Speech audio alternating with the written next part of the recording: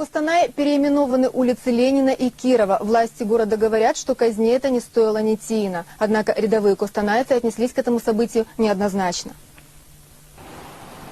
Переименование главных улиц Кустаная стало событием недели в областном центре. На широкое обсуждение этот вопрос не выносился. Однако слух о перемене табличек на домах всюду разнес тряпочный телефон. Вскоре об этом заговорила и пресса. Оказалось, что противников переименования не меньше, чем сторонников. На улицах люди говорили по этому поводу примерно так. Потому что это наше, допустим, это наше детство, наших родителей это молодость, наших стариков это их, в принципе, это их жизнь. Поэтому я считаю, что если проспект Ленина был, он должен быть.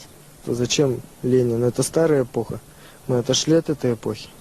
А как ты думаешь, когда вот эпоха твоя закончится, нужно будет переименовать еще на кого-нибудь? Ну, это уже будет вопросом того времени, смотря в какую мы перейдем эпоху. Проблема в головах кустанайцев становилась все глобальнее. Ее рост прекратили городские депутаты, единогласно проголосовав за переименование. Проспекта Ленина в Аль-Фараби, а улицы Кирова в Гафука Ирбекова. Профинансируют все местные бизнесмены, они рассматривают это как рекламу. На новых табличках под названием улицы будет проставлен логотип спонсора. Мне кажется, это еще рановато. Рановато переименовывать. Надо было бы народ спросить. Я так думаю.